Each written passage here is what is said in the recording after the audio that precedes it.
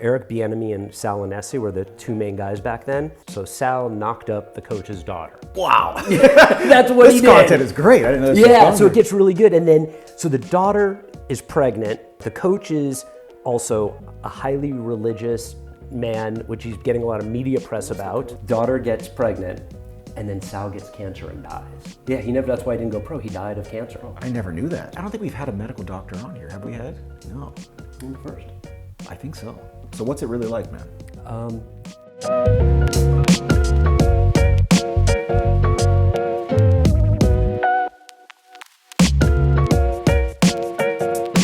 Welcome to this episode of Bourbon of Proof, where we interview those who have been both successful at law and life. And today we're very honored to have one of the pioneers in the space, Dr. Stephen Ainbinder. Wow, doctor. Hello, doctor. Well, we also have another doctor, the doctor of love and some other things, our co-host, Mauro Fiore, and we're shooting today in his clubhouse in Hollywood. Yes, thank you. I'm glad you guys are over here at the, this is my man cave. But thank you for coming, Doc. In the man cave, why are there claw marks on the door trying to get out? Well, I have some guests that sometimes want to leave before I want them to go. That makes sense. So Steve, I'm going to pour up one for you. So just to introduce you, those that are watching or listening, Steve's a doctor that was literally, at the forefront of curing cancer and doing a research, a helper, went to UCLA medical school, known well in the space in Southern California. And in one day said, you know what, we could bridge medical legal very easily. And we're going to talk about that journey and where you are today. So he is the CEO and founder of both. Founder. No longer CEO. We've relinquished the title. That's good. But founder of MoveDocs and still running Expert Pays, which is another company we can chat about. And Mara's gonna like Expert Pays a lot because I know I do. All right, so the first pour that I have for you, we're gonna take you back to your college days.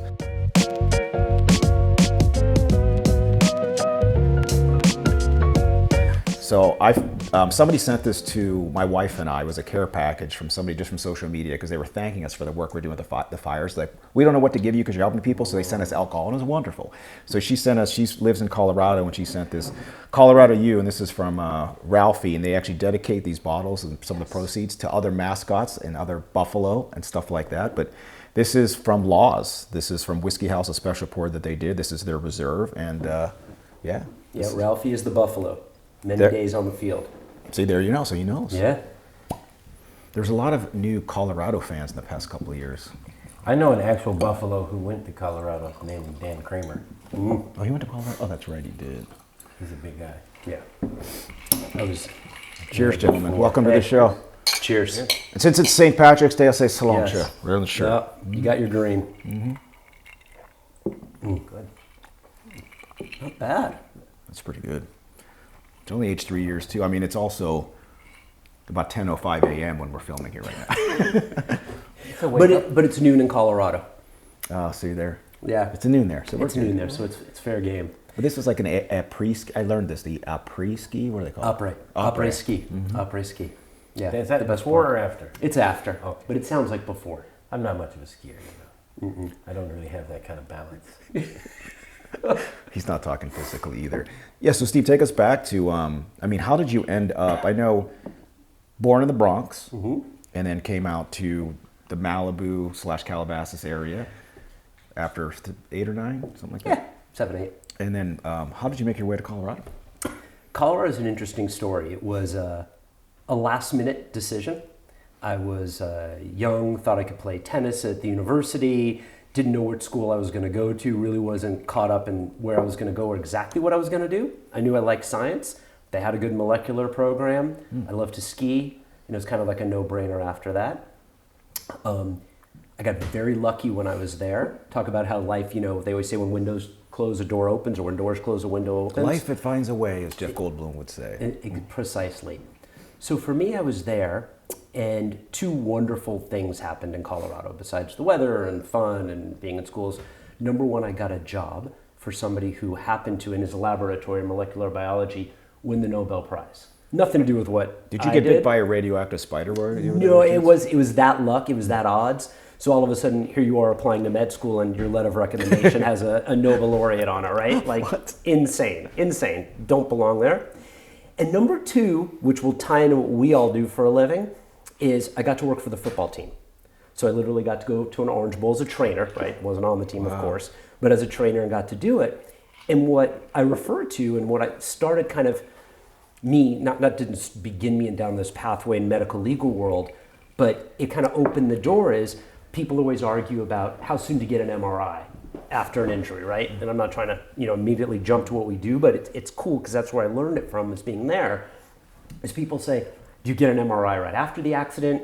Do you get it in 3 weeks, 4 weeks? And I always revert to my CU days. So Coors built a beautiful stadium for us at University of Colorado, and under the stadium is an MRI machine, which, Really? by the way, same as here at UCLA, same as it's in all the major stadiums around the country, including pro stadiums. They have magnets within their stadium, underneath their stadium. So if you get hit by a 300-pound linebacker, you get an MRI within a few minutes. Wow. But if you get hit by, a 2,000 or 3,000 pound car, I don't know how big they are, but they weigh a lot more, they say you got to wait 3 weeks. Or longer. So, HMOs will make you wait until you're in hospice sometimes. yeah, or months. So it was kind of one of my things that I always revert back when I think about what we all do for a living today is, hey man, I learned there that you got to care for people and care for them fast, which kind of led my way into this. I did not know that they had that. Magnets down below. Wow. I mean, is it a high resolution magnet? I mean, do you know? I mean, who knows? I don't know. But what years were this, by the way? I was back, this is early 91, 92. So was, what was his name? He won defensive player. Salmonese or Yeah. yeah. So he was an interesting cat. So so Eric Bieniemy and Sal Anesi were the two main guys back then. And Sal, you guys will love this. So Sal knocked up the coach's daughter. Wow. That's what he This did. content is great. I didn't know this was Yeah, on so it here. gets really good. And then, so the daughter is pregnant with the head quarterback's, baby. They're not dating anymore. The coach is also a highly religious man, which he's getting a lot of media press Who was about. the coach at the time? And the name is on the tip of my tongue. We'll figure it out. But I mean, they had the Rocket was there. They had Charles Eric Johnson. Bieniemy's local guy here he went to Bishop Amant, which is in, I think is that La Puente? We coached the Chiefs after too. He did Yes. Yeah, we had a few, and we had the offensive guy, Eric, the name will come to me. But so here he is, this conservative coach that's getting all this press on he's religious, Christian, whatever it is. Daughter gets pregnant, and then Sal gets cancer and dies. What? Yeah, that's why he didn't go pro. He died of cancer. I never knew that. So it was like a crazy little trilogy going on at University of Colorado back in the late 80s, early 90s. Well, I hate to brag, but in '92 I did get a D in Introduction to Chemistry at College of the Desert in Palm Desert. So that's kind of like Better than an F. I was considering medical school, but they didn't. My transcripts really didn't fly. Yeah. Hey, Hey, sounds like you did okay. They actually The one made the sitting movie there looks Breaking amazing. Bad after his life. He went out and started cooking in the trailer after that. Sounds like fun. I was trying to learn some chemistry. Yeah, that's the chemistry you can learn. I need to know street chemistry. Actually, I did what I call the Breaking Bad close because I was binge watching Breaking Bad and I was trying a case in Riverside, and that's when meth was prevalent. I mean, it was everywhere. People literally had to walk over people on the way to the courthouse. Oh my God. So I just did what I call the Breaking Bad close. The man in the briefcase, but I put up a thing of Heisenberg from. I stole that slide and I use it all the time. It's great. People People had resonate. one judge who said no. They objected to the Heisenberg slide and they made me take it down. But most of the time they don't object. You know what they say? Because it's not in evidence. So what I do is I'll just ask somebody a question. Hey, you ever see Breaking Bad? Like, yeah. All right, it's in evidence, Judge, so I can use it. Because sometimes judges just make, I don't know, they just make stuff up. So Steve, you're judge. Colorado. Yep. Did you always know that you wanted to be a physician? Yeah, no, probably since I was a teenager. It was in my blood. My dad was a doctor. So it kind of, got to see him helping people, doing what he did. It sounded like fun. Watching people in the operating room as a kid, he'd bring me in now and then. Really? Yeah, it was cool. So I would love that. yeah. The first time I think I saw an operating room was in Seinfeld, whenever Kramer dropped a junior mint. Oh yeah. Oh yeah. I remember that. Oh, that's some classic ones. I mean, you can just turn on your TV every night and it's on TV still. Oh. It's great. How much money do you think they make in? So Jerry Seinfeld's best friend is a trial lawyer friend of ours. Oh, no way. Yeah, What's his name? Zuckerberg. Zuckerberg. Zuckerman. Yeah. Zuckerman. But they have Paul a Porsche Zuckerman. collection, so they're out all the time. Paul Zuckerman? No. Zuckerman. Oh, yeah, yes. The firm, but I don't know him personally. Yeah, yeah. No. I mean, Yeah, wow. Paul Zuckerman is like an internationally known Porsche expert. Interesting. And so is Jerry. So they have like a radio show. They do a podcast called Spike's Car Radio. That's pretty good. I've listened. I'm not a Porsche guy, but Is it Porsche or Porsche? That's. I don't know. I think it's Porsche. I don't know. I'm not in. I'm not in a car. Is it Moe or Moe? I'm not really a car guy. If you didn't know, I wasn't Depends a how car many guy. have. I do have a Volkswagen bus that's parked up outside of my house. Anyone saw my Volkswagen? I want to look inside of that. That's more a my new speed. one. Yeah. I want to see the new. You got the new got the one. new Yeah, one. the electric one. You know what? I got to talk to you about that afterwards. I like it. Yeah, I want to hear about that. There's also Gotta check claw it out. marks inside of the wagon already. Well, that was an insurance claim that it Already. Week one. a bear got in the window and tore up the interior. You know? Yeah. Can you believe that? Well, you're more of My like insurance an company otter. didn't believe it. Is it the bear from Texas next to the giraffe? His giraffes that he buys there. So you want to be a position. You have this break. I mean, I don't think luck. We're here on St. Paddy's Day. Luck of the Irish. I don't think it's so much luck, just being in there, putting yourself in the right place all the time. I don't know. I feel like I've just been blessed to always be in the right place. Like when bad or good, I get to the right spot and I feel good about it, and there's good karma, and you move forward. So you come back home, UCLA. So I mean, what's this journey like? Because I don't think we've had a medical doctor on here. Have we had? No. I'm the first. I think so. So like, just walk us through, because we just see the shows. Yeah. Like, what's it supposed to be like? And it's the medical doctors and lawyers during law school and med school and early residency have the highest rates of alcohol abuse, I think, more than anybody. So what's it really like, man? I'll tell you, there's no bigger thrill. Like, I've had the opportunity, luckily, to have some good fortune financially in my life, but there's still nothing better. There's no bigger high. It's like the high when you win an event, like a sporting event, the high when you save somebody's life. It's one above all of those. It is, and people get to do it. Like, there are guys doing it every day, all day. But when you tell somebody they have cancer, and then you tell them, 6 months later after surgery and chemo, the cancer's gone, it's just a thrill, man. It's a thrill. When you're an oncologist? So I was studying to be a surgical oncologist when my story is I became ill.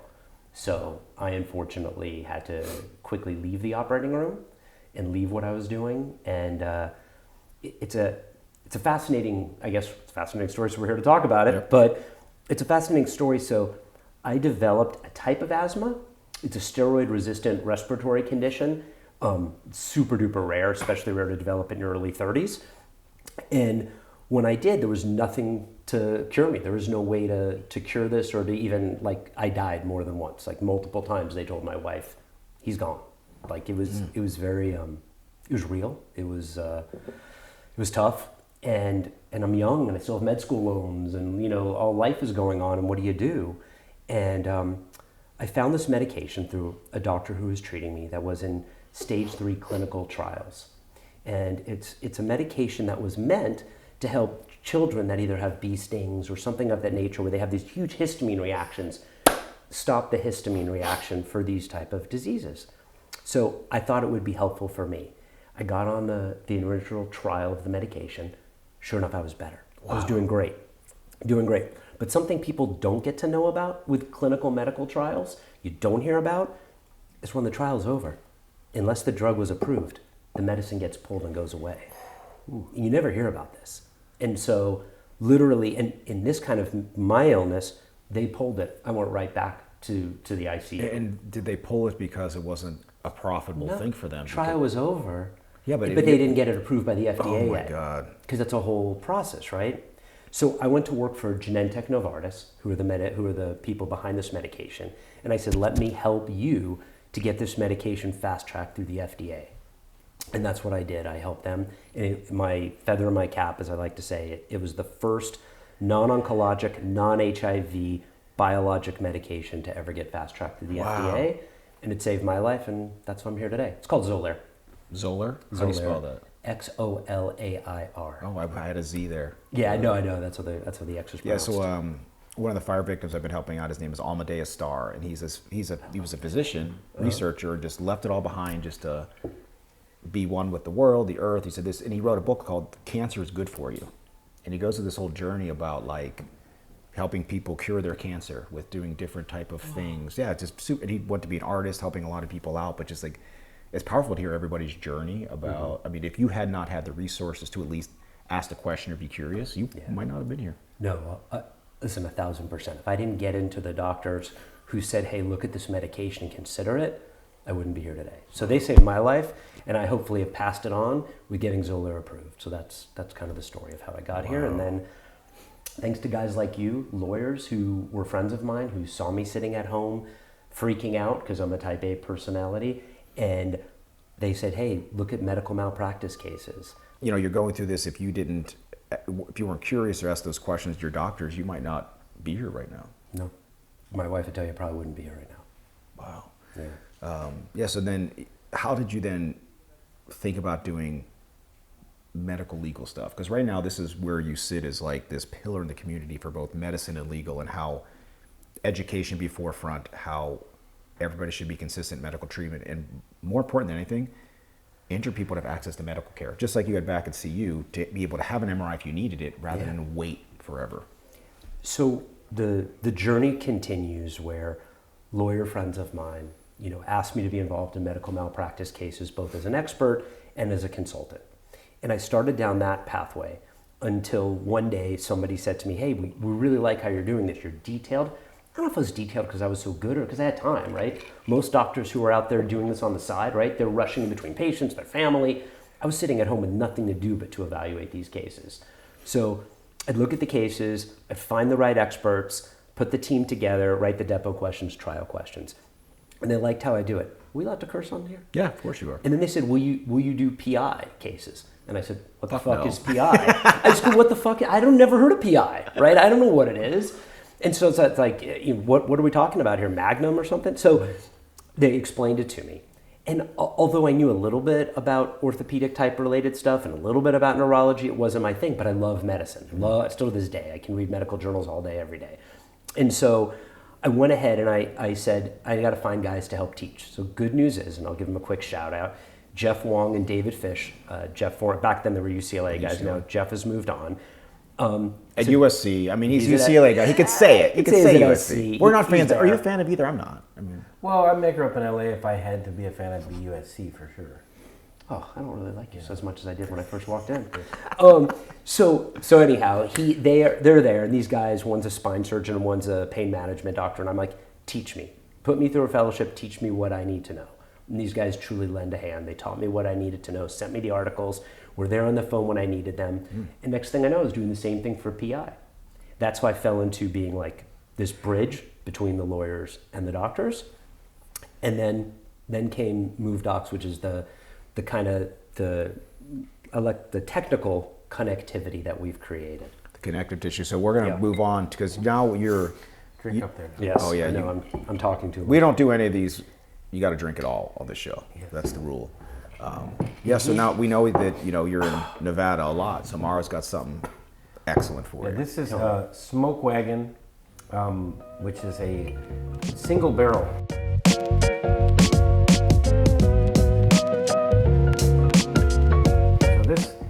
They distill this, they bring it out of the barrel, they don't dilute it, they don't change it. Single barrel, and it has the barrel number on here. And it's aged 7 years. It's 57.6% alcohol, meaning that it's really high proof. I mean, this is almost, 118 proof or something? It's hot. It's hot. So this is good stuff, but it's from Nevada H&C Distilling Company. And it's really good. I've had it before. So thank you for finding that. Be careful. Yeah, be careful. But from here, we're just going right to the Irish pubs. So, there you go. Have a few points. Today is St. Patrick's Day, and it is it's funny. My mother, God bless her soul, died on St. Patrick's Day, and she never had a drink in her life. She hated alcohol. My dad too, both of them. Neither one of them drank. They considered anyone who drank to be like a bum. So I guess I'm a bum. But it's funny because I always remember my mom on St. Patrick's Day, even though she never was much of a partier. Wow. Yeah. I just remember to my mom. Oh yes, to mom. Hilda. Was off. Hilda worked in his office too. That's good. Oh, I like that. Smoky. Smoky. Pull it back to the end of the table just so we don't block. Oh, dude, that's good. By the way, I came up with McCarthy. That was the coach at McCarthy. CU. It popped in that. Anything like an hour and a half or less for me. Yeah. Southwest easy. Our rule is 3. 3? That's what Okay. Kenny and I have. We have a 3-hour rule. If it's more than 3, Yeah, we go, gotta go. business class American or whatever, but under 3, SWA. Because you got to get up and go. Like we do sometimes day Yeah. trips. So you do too. Like you got to All get the up, go. time. You have Come to. back the do same it. I can night. give you a great tip for domestic business class is JetBlue. They have one called Mint. That's So awesome. nice. I've done it to New York. It's amazing. You have like your own, Yeah, New York. like your own cocoon. Yes. It's better than I agree. Better than international business class. Yeah. You know, apparently they have this thing at LAX. I don't know if you guys, being Los Angelinos, have tried it. Where, because to me, I don't really care about the. Actually, I feel more comfortable on a large commercial jet than on a smaller private jet from safety. But it's the TSA thing, right? That's the pain in the butt. Apparently, they have something out here where you can join a membership. I don't know if you've heard about this. Yeah. So but it takes longer. Is So that- like. okay. I have clear and pre-check, and I told you this yesterday. I Yeah, can get you from my can house get- in Manhattan it's Beach to the amazing. gate in 12 minutes if I wanted to, because I can get straight through. Can't There's beat a that. place where you can go outside the airport, and they have lounges, and That's- you can sign up for this. But remember, it was outrageous cost. I did it couple times. My friends were members, but you sit in this little lounge. They go pick you up in a car. They drive you right to the plane, and you walk up that little ramp. You know where when you walk at the end of the ramp, and the people take your strollers, make whatever. it People faster. walk up there and walk right on. So you don't wait. You're not in the airport. But for what you get, I'm like, why would I spend that much? Not when you can do it in 12 minutes. I mean, yeah, but you but- told me yesterday is unheard of. Well, that's why I like to live close to the airport, because Yeah. you don't travel a bunch. But no. By the way, if JetBlue, if you're watching or listening, we'd love your sponsorship on the show. Morrow and I will travel for free. We'll do alcohol pours, especially what is the mint? They have a mint julep or something in their show. We can drink one. We can drink Or two. anything they want.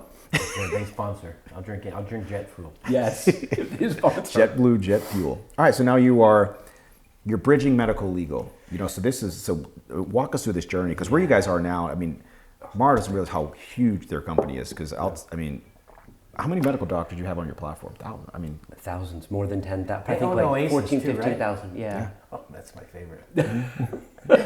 I can't remember the lady from Oasis, the one I terrorize all the time about the cookies. I said by the first rep I had. Terrorizer, you want her cookies?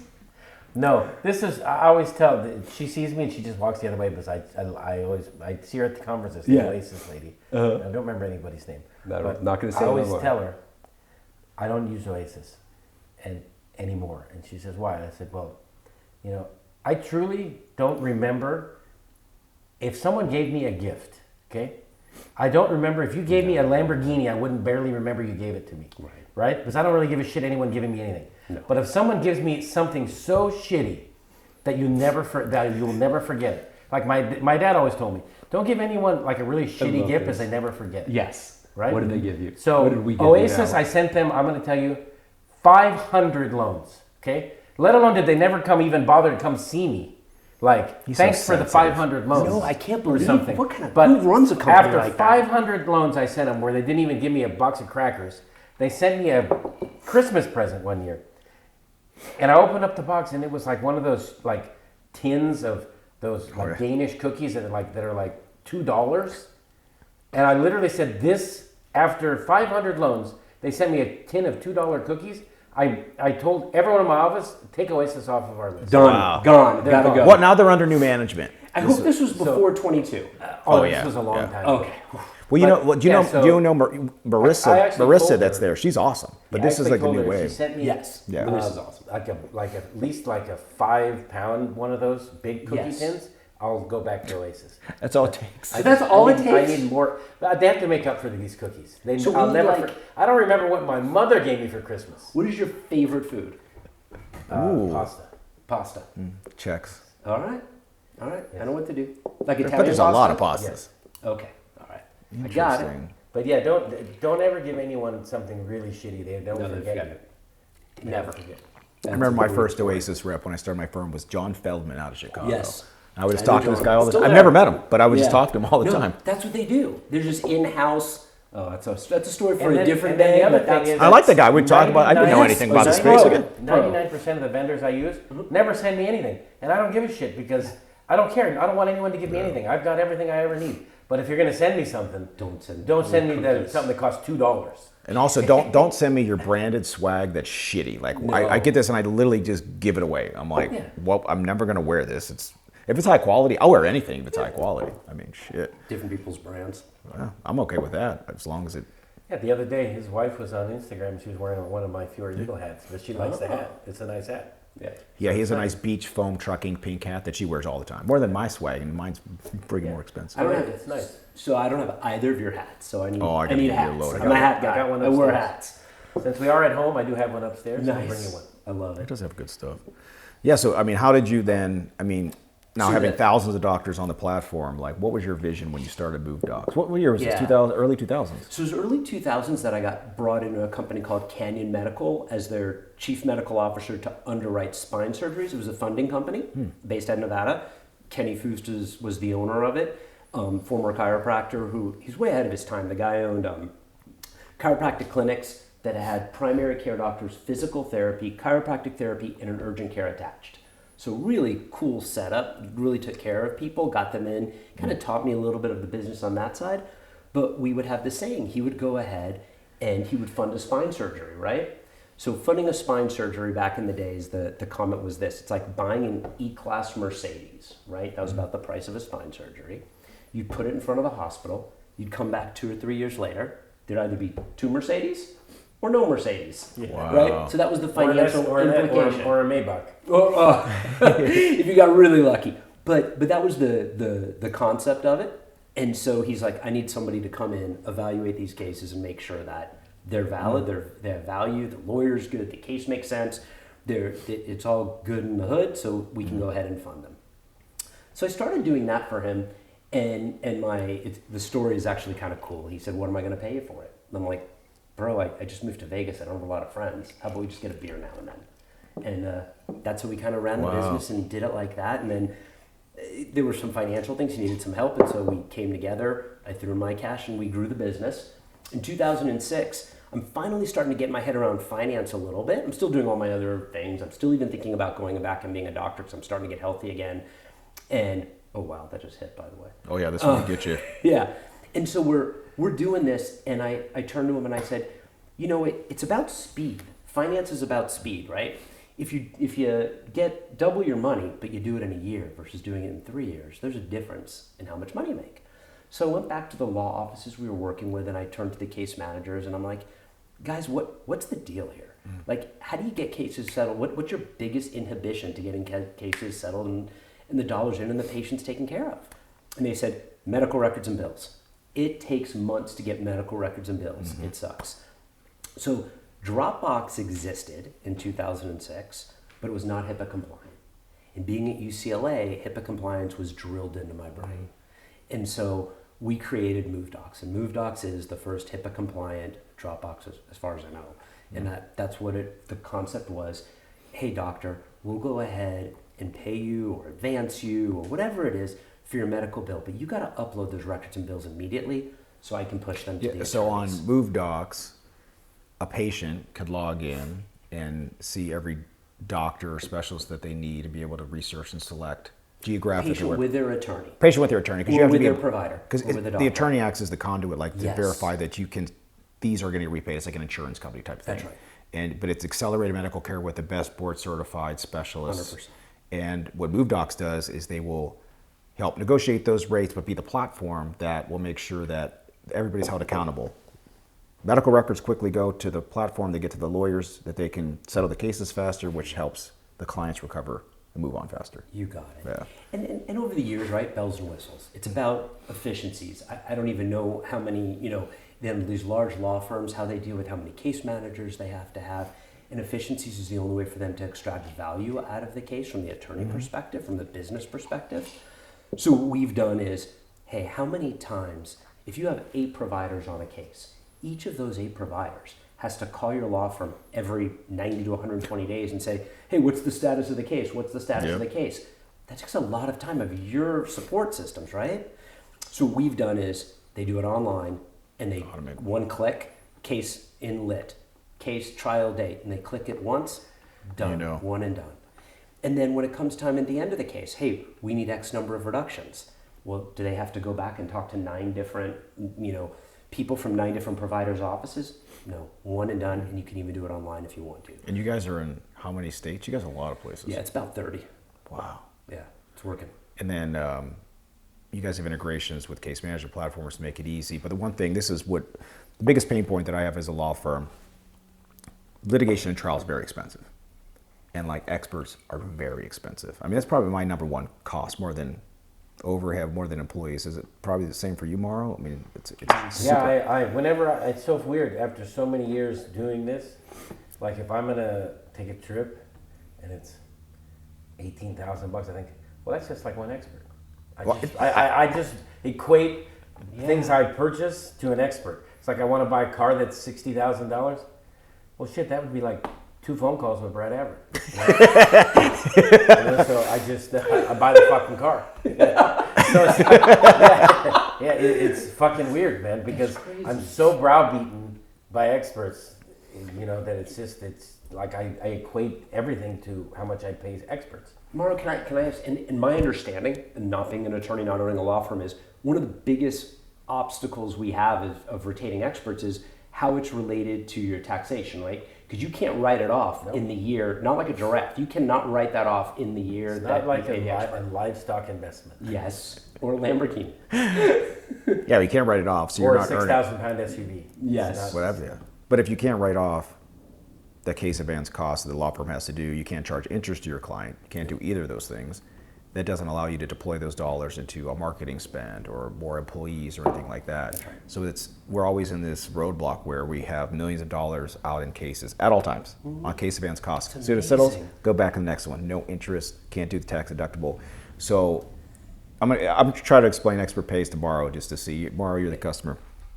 What if we told you there's a platform where it's not recourse. If you lose, you don't have to pay it back. But Non-recourse. It's non-recourse. Years.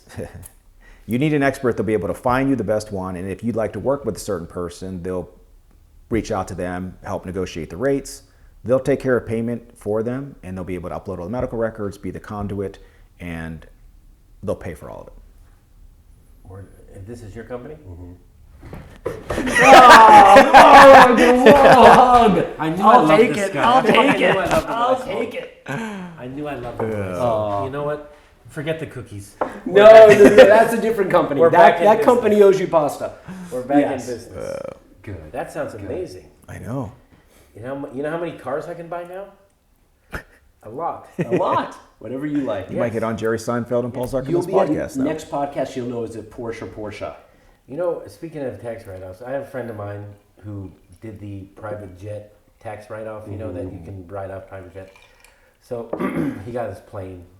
I think he was excited about the plane. So a couple weeks ago, he just got the plane in December 24, right? So he's like, hey, do you want to go play golf? I'm not going to name the guy. He said, do you want to go play golf in Carlsbad? This was like a couple Mondays ago. He called me like on a Friday. We might have his whiskey sitting right over there. And he's like, do you want to go to Carlsbad and play golf? I'll pick you up at Van Nuys Airport, but he lives up in Central California. We'll fly down to Carlsbad, and then I'll drop you back off.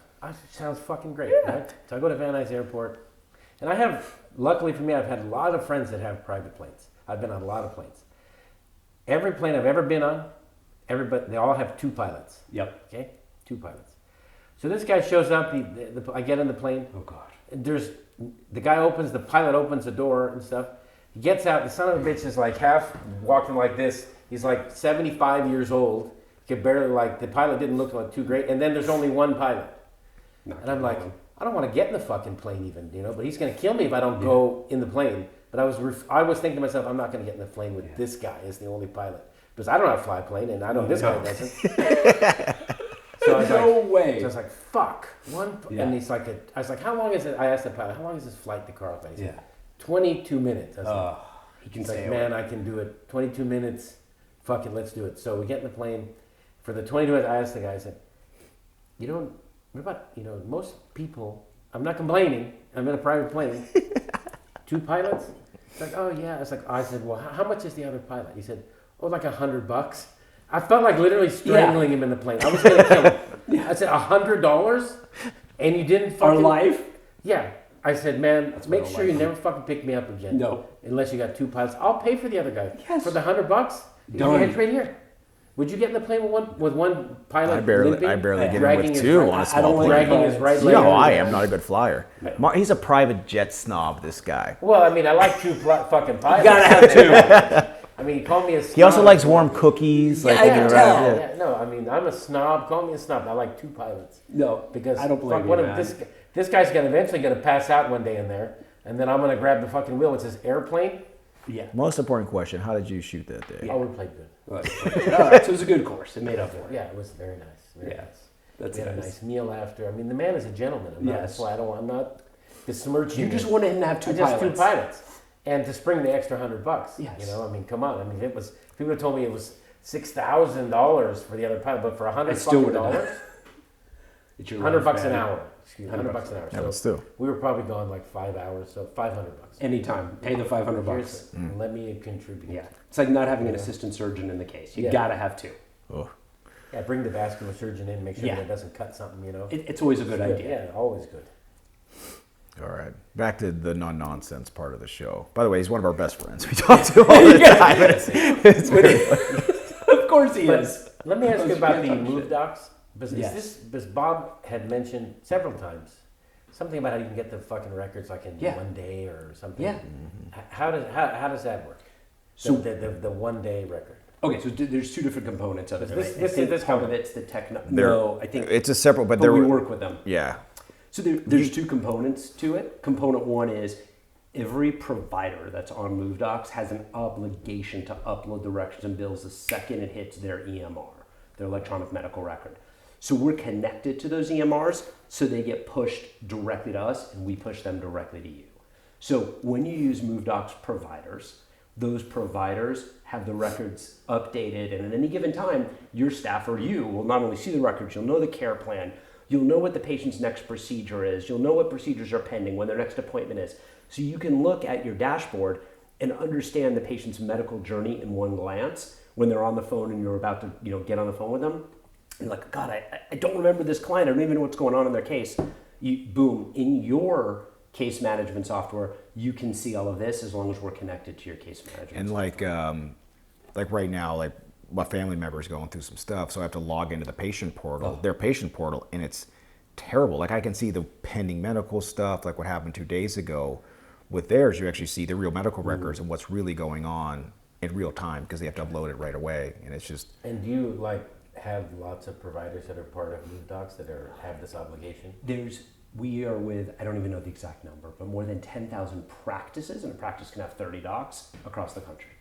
But they're, I mean, like board certified John Hopkins, like we these. look at all their CVs, and I'm sorry, I didn't mean to interrupt you, Yeah. but yeah, CVs, what languages they speak, when they're open and available, all of that on MoveDocs, you can see when you look at our maps. That's awesome. I really like it. And one of the reasons we went national like that was because living in Las Vegas, which is where our company was founded and where I reside, you have people who come in, they get injured in Vegas, right? Fun night out on the town, right? So they get injured, then they go home. So you have these lawyers there where 20-30% of their legal practices are patients that don't reside in Vegas, even though they were injured in Vegas. So they came to us and said, I need somebody in Texas, I need somebody in Alabama, I need somebody in And North you need Carolina. consistency in the I can medical imagine care. it would be a lot, because I practice in Washington State and Seattle, beautiful. and even in Washington State, I get tons of people that live in California that are they're in Seattle or they're in Tacoma, whatever. But lots of traffic in between Washington and California, Arizona, California, and Nevada, California. Lots of traffic where you have people hurt there but live in California. As the world gets smaller, right, you guys are going to have more and more clients that are everywhere. in the country. Yeah. So. Soon to be in Oregon if you're illegal. So remember. Wow. Oregon's- That's just because he wants to sponsor the Beavers. That everybody wants to Well, sponsor. I am a here. beaver, for sure. Yes. You're more of an otter because you're hair. He's hairless like an otter. I am hairless, but that's a medical. I have like a We can disorder. talk about that later. Look, my whole body is completely hairless, except I don't have like whatever. Beautiful goatee. I don't Alopecia. have that. No, it's Alopecia. Hashimoto's. Oh yeah. If you have the Hashimoto's thyroid disease, like all your hair falls out in your whole body. Yes. I got plenty of hair up here, but other than that, my legs. People make fun of me. I'm self-conscious because my legs are so. Like I just shaved them. Not a hair on them, but that's just natural. I'm naturally. If you ever see his calves, Naturally it's like they sexy. look like Arnold Schwarzenegger. They're like so like like nice. It's like, man, I Round. see people that have like fucking hair on their hand, like these Armenians. I mean, I'm sorry. These Armenians you're in that Los even have- Angeles. they Glendale's even right have there. fucking hair off, they got hair to their fingernails. These fuckers. They put their hands on the table and like it looks like they're wearing a Halloween costume. You know, it's like, what the fuck? I don't got a hair on my fucking whole body. This fucking Armenian's got hair. Looks like Teen Wolf. But yeah, I mean, I guess it's in their genes, you know? It's genetic. It's all genetic. Yeah. 5 minutes. Yeah. Yeah. As a half Sicilian, we have to carry clippers with us at all times. I'm half Sicilian, but I didn't get the hair part. You know? That's okay. You got the drinking part. Definitely. Yes. I got the gangster And, part. and Sicilians tend to be very successful in America. Yeah, my dad was born and raised in Sicily. I'm a proud half Sicilian, and my dad was very successful for a guy. He has an EU passport, Italian. I'm an Italian. They're in citizen. Croatia all the time. Here we go. We'll see you Are over you an EU citizen too? No, but own property there, and my wife. In what country? Both in Slovenia and Croatia. Oh, nice. Yeah, and my wife is born in Serbia, but her parents are Croatian, Oh, well. so I have- that whole former Yugoslavia is ours. You know, I had a real good friend of mine who died during the pandemic who was Serbian, and I used to drink this stuff called Slivovitz with him. all the time. Slivovica. I have a bottle right here. Oh, I think we're going to pull this out. This will be the Yeah. last pour we do. Please. You want Slivovitz? Što da ne, ja pričam. Let me get What is Ja. happening?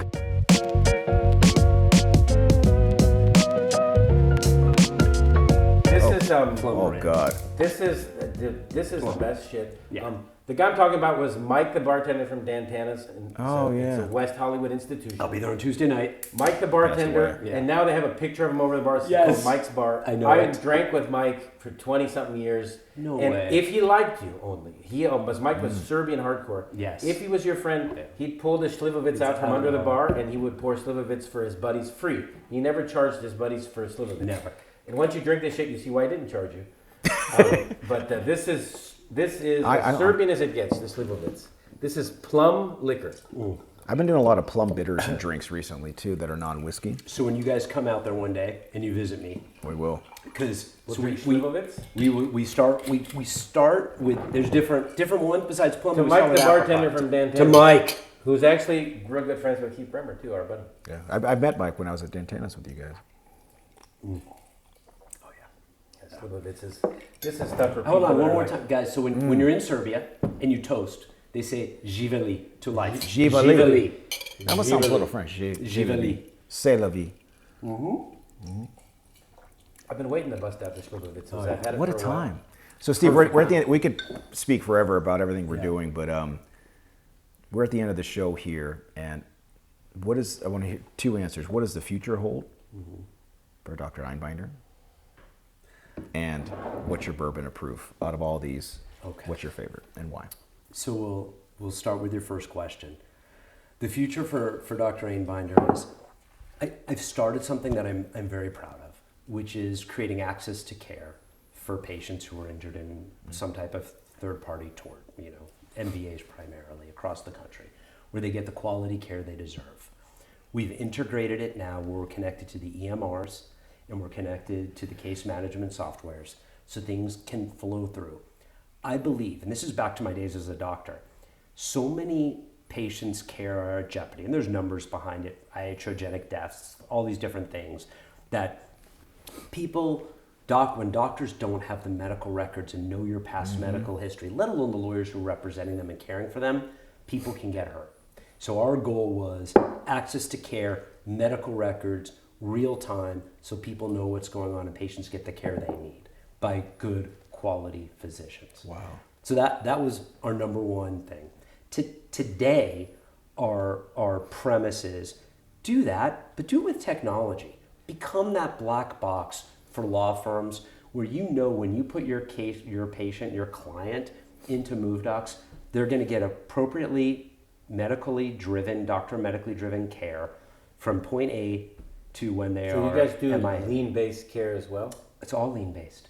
Okay, so you do the medical records, you do the experts, and also lean-based And the care. leans, that's right. And find all the treating doctors that are the best of the best. And that's why, my frustration even, Sounds like a being one-stop shop. being a the de goal. facto, whenever you have like an elderly parent, you Yeah. become the de facto case manager. And it's so hard because even the doctors you're talking to don't know the medical records or history. And every time you go in, asking the same questions, you get so nauseating, but It is. Wow. With telemedicine today, things are getting better. They're getting I'm easier. a big believer in telemedicine. Yeah, it's no doubt. And so the future. I'm not big on doctors, but my doctor's in Denver, like Bob. Yeah, we have some yeah. we Bob talked about yesterday. this yesterday. Oh, that's great. Dr. Boone is my doctor too. Thank Boone you. Heart Clinic. God If you bless guys Boone want to Heart reach Clinic. out, it's Well, Dr. Boone is a longevity doctor. Yes. He always says, you're going to be a healthy 100. Mm-hmm. That's his quote. Healthy 100. So I go see Dr. Boone in Denver, and he's fucking great. And I take Repatha, and I'm fucking... I take Repatha good. too. And feel, amazing. Like my wife does it too. She goes to the same place, and we're totally healthy. But it's like we want to make sure that you're always. And as of preventative. next week, my happy ass is going to be on it because I need to get help. No, I know about Repatha, and I need to get it started. But we'll go to Denver. We'll go back to the CU. We'll do a little Boulder trip. So to finish your second question, so my future is, hey, I just want to know that when I leave this industry one day, whenever that day may be, I've added a little bit to it by creating a better way for healthcare for these people to get back to their steady state, right? That's what you want. That's what we all want. And if not, you guys, to get them the financial remedy that they can have to hopefully allow them to deal with it for the rest of their lives. On the what is my favorite cocktail of the day, which is in my life tends to be more important. My wife is a badass Yugoslavian. If I didn't say Slivovica, that's awesome. My wife and my in-laws would probably beat the shit out of me. So let's go with plum brandy. What a segue, Mar. I'm glad we're in a clubhouse. Well, I didn't know he was a Serbian, so God bless the Slivovic. So we would do the. So now that you say the toast, so like cilantro, which is the Italian one. Yes. It's almost the same as c'est la vie. It's the same as Givali. J'ai la vie, and what's it? Cinque anni is the. Cento anni. Cent'anni. You know what Mike, the Serbian bartender from Dantana's used to say? He would pour it and he would say, "I hate young people." And he would drink. God that was bless his quote. him. I hate young people. All right. He was old. Hey, Well, thank you for coming on. Thank you guys. Appreciate the time.